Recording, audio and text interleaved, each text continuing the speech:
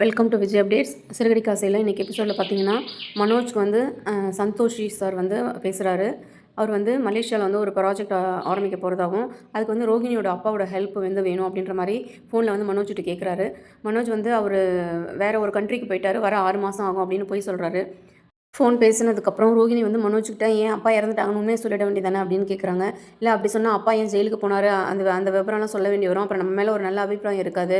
நீ வேணா உங்கள் மலேசியா மாமாவை கூப்பிட்டு அவர் மூலிமா ஏதாவது ஹெல்ப் பண்ண சொல்லு, நீ அவருக்கு பேசு அப்படின்றாங்க. ரோகிணி வந்து முழிக்கிறாங்க. இங்கே பார்த்தீங்கன்னா முத்துவும் மீனாவும் வந்து கோல்டு இருக்கிறதுனால ஆவி பிடிச்சிட்ருக்காங்க. இப்போ விஜயா வந்து பார்க்குறாங்க, யார் இது நடு ஹாலில் உட்காந்துட்டு என்ன பண்ணிகிட்ருக்காங்க அப்படின்ற மாதிரி ஷாக் ஆகி பார்க்குறாங்க. அப்போ வந்து கத்துறாங்க, முத்து மீனா எந்திரிங்க, என்ன பண்ணிகிட்ருக்கீங்க அப்படின்னு. முத்து மீனாவும் வந்து எந்திரிக்கிறாங்க. சளி பிடிச்சிருக்கு, அதனால தான் நாங்கள் வந்து ஆவி பிடிச்சிட்ருக்கோன்றாங்க. மாத்திரை வாங்கி போட வேண்டியதானே, இதெல்லாம் என்னது இது ஹாலில் உட்காந்துட்டு இப்படி பண்ணுறீங்கன்னு திட்டுறாங்க. மீனா வந்து சரி வேணாம், நான் போகிறேன்னு போகிறாங்க. அப்போ வந்து முத்து வந்து வம்பு பண்ணுறாரு, வா நம்ம ஆவி பிடிக்கலாம் அவங்க கிடக்குறாங்கன்னு. அப்போ வந்து மனோஜ் ஒரு ரூம்லேருந்து ஃபோன் பார்த்துட்டு வந்தவர் வந்து அந்த சுட தண்ணி பாத்திரம் வந்து தடுக்கி விட்டு கீழே விழுந்து வந்து கத்துறாரு. எல்லோரும் வந்து அவரை வந்து தூக்குறாங்க. இப்போ விஜயா ரோகிணி எல்லாரும் வந்து மனோஜ் வந்து தூக்குறாங்க. மனோஜ் வந்து என் மேலே சுட தண்ணி ஊற்றிட்டான் அப்படின்ற மாதிரி சொல்கிறாரு. நான் எங்கடா ஊற்றினேன், நீ தானடா கீழே ஃபோனை பார்த்துக்கிட்டே வந்து விழுந்த அப்படின்னு. அப்போ ரோகிணி வந்து இதெல்லாம் நடு ஹாலில் தான் செய்யணுமா அப்படின்னு கேட்குறாங்க. ஆமாம், உங்களுக்குலாம் ரூம் இருக்குது, எங்களுக்கு என்ன ரூமாக இருக்குது, நாங்கள் எங்கே செய்கிறது, எல்லாமே நாங்கள் இங்கே தானே செய்கிறோம், சாப்பிட்றது தூங்குறது எல்லாமே இங்கே தானே, அப்போ நாங்கள் ஆவி பிடிக்க முடியும் அப்படின்றாங்க. இப்போ எல்லோரும் வந்து பேசாமல் வாய் மூடிட்டு இருக்காங்க. ரவி ஒர்க் பண்ணுற ஹோட்டல்லையே வந்து ஸ்ருதியும் வந்து பார்ட் டைம் ஜாப் வந்து ஜாயின் பண்ணியிருந்தாங்க. ஸோ அங்கே வந்து ஆர்டர் எடுக்க போகும்போது அவங்க வந்து ஆர்டர் லேட் ஆகுது அப்படின்னு சொல்லிட்டு கஸ்டமர் வந்து ஒருத்தர் வந்து சத்தம் போடுறாரு. அங்கேயும் வந்து ஸ்ருதியும் ரவியும் வந்து சண்டை போட்டுக்கிறாங்க. ரவி வந்து குக் பண்ணுறது மட்டும்தான் என் வேலை, போய் எல்லாேருக்கும் சர்வ் பண்ணுறது, ஆர்டர் எடுக்கிறது, அவங்கள கவனிக்கிறதெல்லாம் உன் வேலை அப்படின்ற மாதிரி வந்து சொல்கிறாரு.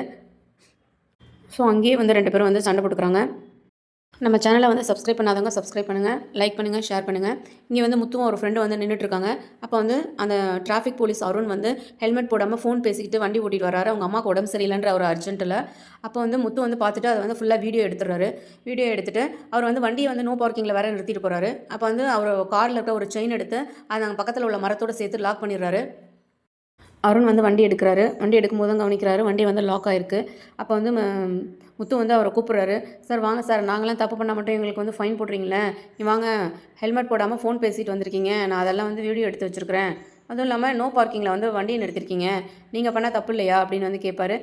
அதுக்கு வந்து அருண் சொல்கிறாரு, டேய் நான் வந்து ஒரு அவசரத்தில் இருக்கேன், அது புரியாமல் பேசாத அப்படின்னு. அதுக்கு முத்து சொல்கிறாரு, எல்லாருக்கும் தான் சார் அவசரம் இருக்குது, அன்றைக்கி ஒரு கஸ்டமரோட அப்பா இறந்துட்டாங்க, நான் அழைச்சிட்டு போகும்போது நீங்கள் அப்படி தானே சொன்னீங்க, எல்லாருக்கும் தான் சார் அவசரம் இருக்குது, ரூல்ஸை ஃபாலோ பண்ணணும்ல, நாங்கள் ரூல்ஸ் ஃபாலோ பண்ணால் மட்டும் ஃபைன் போடுறீங்களே அப்படின்னு சொல்கிறாரு. முத்துவோட ஃப்ரெண்டு வந்து வேணாண்டா விட்டுடா, சாவியை கொடு அப்படின்னு சொல்லி போய் அந்த பைக்கை லாக்கை வந்து ஓப்பன் பண்ணி வண்டி எடுத்துகிட்டு வந்து தராரு.